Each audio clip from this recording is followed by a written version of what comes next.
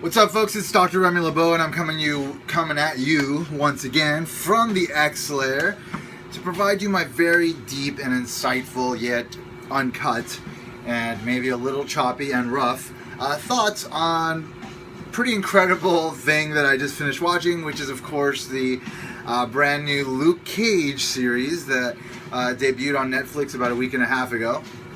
Took me a while to get through it.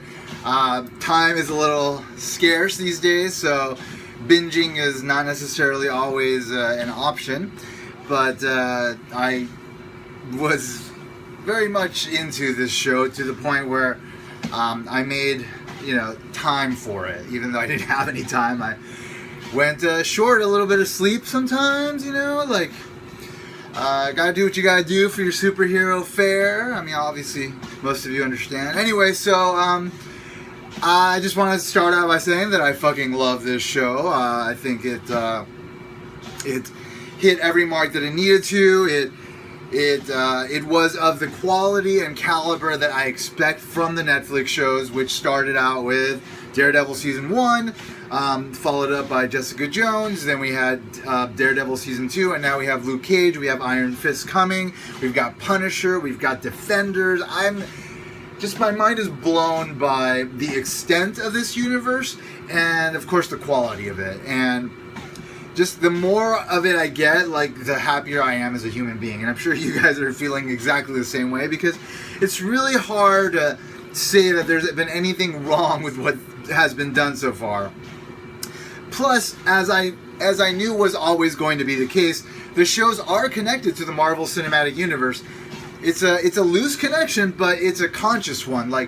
They are always sort of, in every season that I've seen, at least mention, the incident, or the guy with the hammer, or, now we had Hammer Industries being a big sort of background player in the action that happened in Luke Cage. So there's definitely some subtle yet strong connective tissue between the now television universe and the cinematic universe, which says to me that we're definitely going to see these characters on the big screen at some point.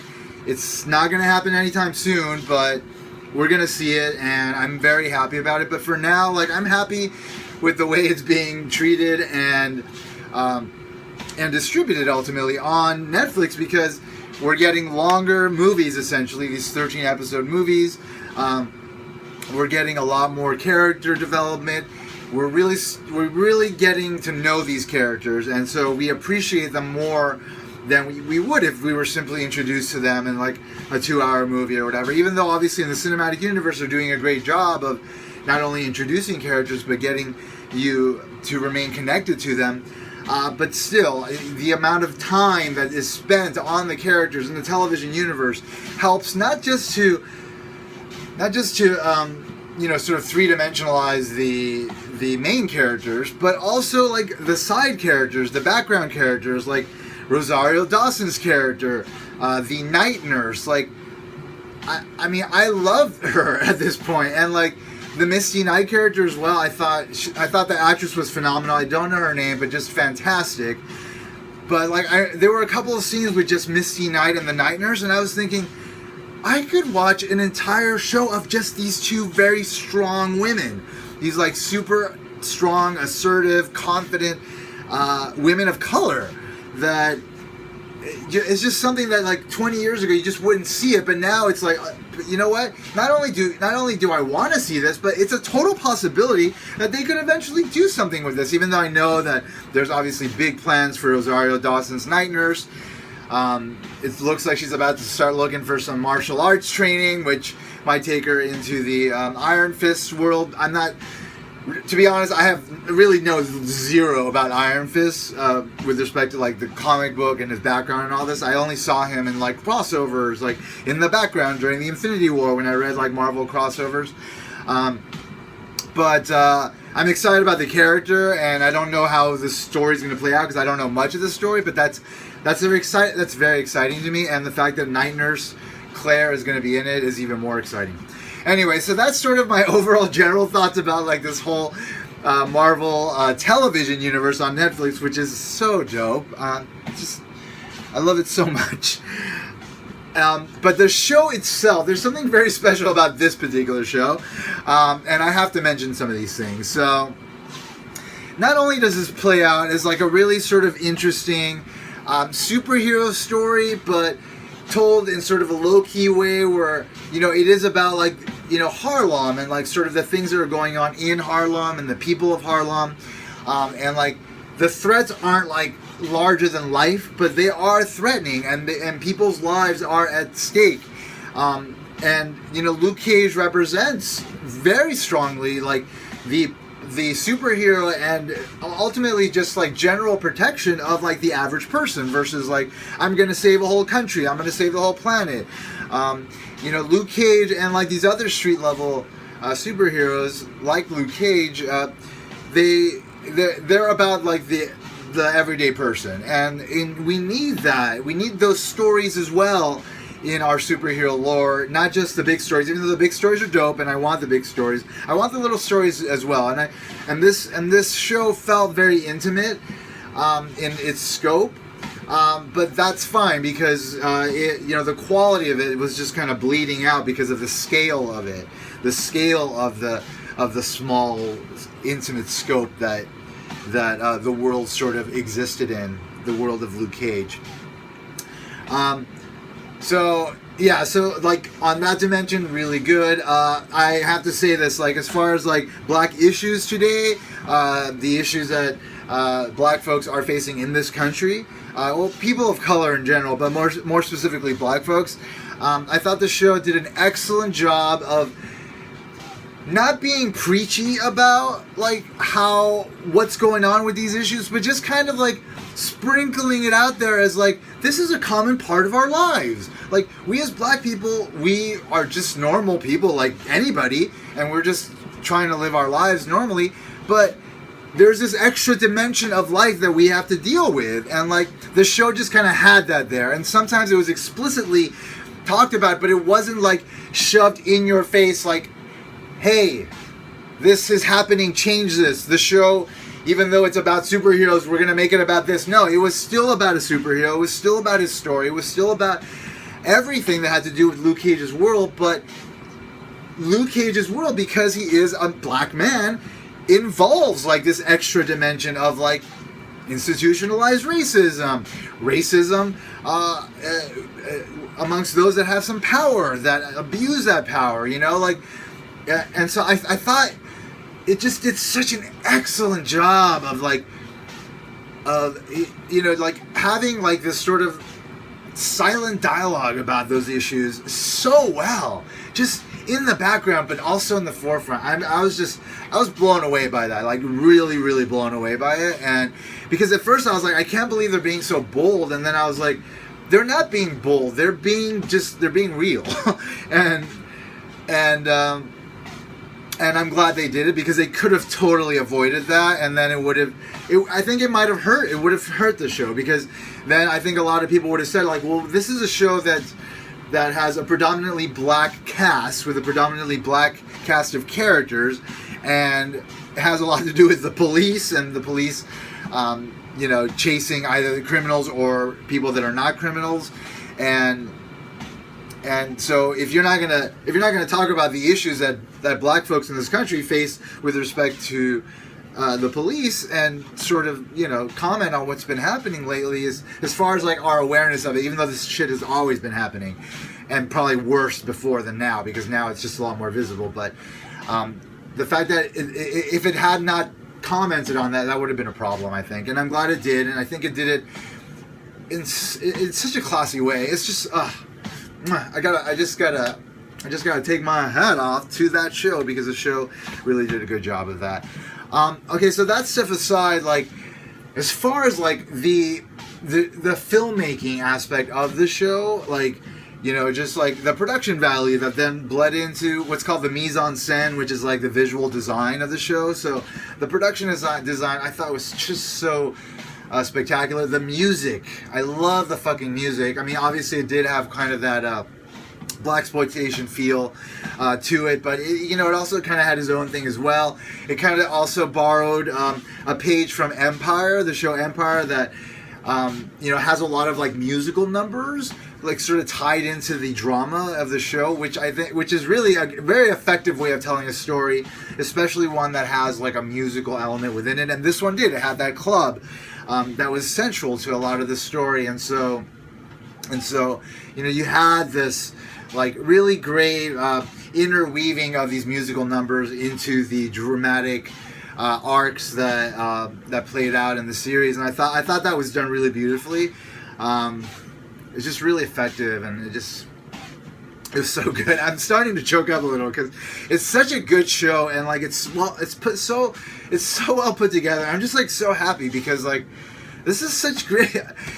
I mean, this is just such a great time. Like we get so much good stuff. Like there's like those 4 DC shows on the WB, on the CW, which are pretty cool. You know, The Flash is amazing.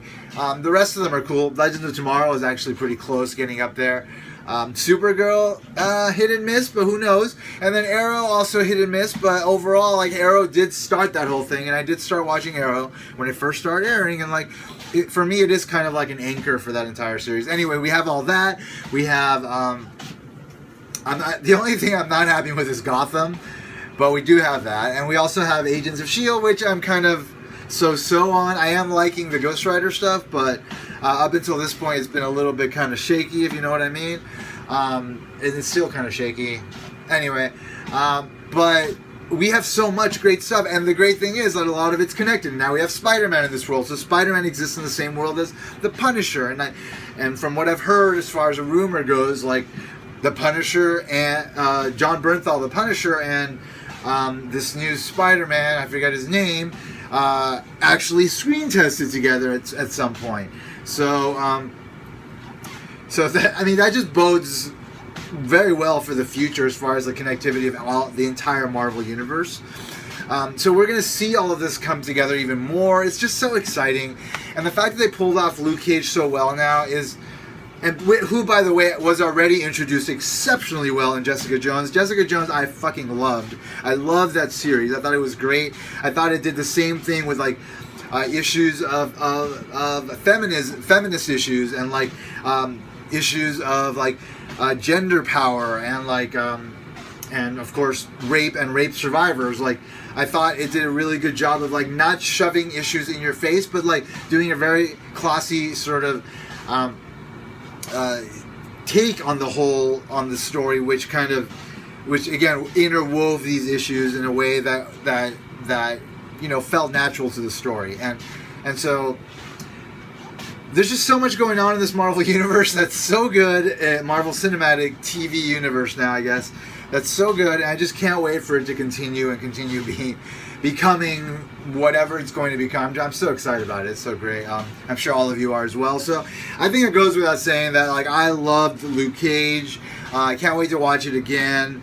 I'm gonna watch the entire Netflix Marvel world from start to finish. Now I'm gonna go back to Daredevil season 1 because I haven't seen it since the first time I watched it. So I think it'd be kind of cool to kind of watch it all as it's unfolded so far. It's just so great. It's just... I mean, how cool is it going to be when we finally see all the characters together? Like, the Avengers, the Guardians of the Galaxy, the Defenders. And this is only, obviously, the start of more. I mean, ideally, the X-Men would eventually somehow be reincorporated. Again, I think it has a lot to do with how this next Spider-Man film goes. If this next Spider-Man film does really well, because if it does really well, it means that Sony, who owns the rights to Spider-Man, who've partnered with Marvel, now gets to benefit from that partnership by earning a lot more revenue from their film than they would have had they continued producing them independently. And so hopefully this will send a signal to Fox like, hey, our X-Men movies are good, our Deadpool movie was good, it did really well, some of our X-Men movies make a lot, some of them don't. What if we connect the X-Men to the Marvel Universe, which it should happen because it's organic, maybe we can make a lot more money there too, and so than we already make. And so that's a possibility. I'm hearing that I don't know for sure, but like I know there's a show called Legion coming out soon, which is based on Xavier's son, Legion, who is the mutant that sent Xavier back in time, or went back in time to kill Magneto and then killed Xavier instead, which caused the Age of Apocalypse.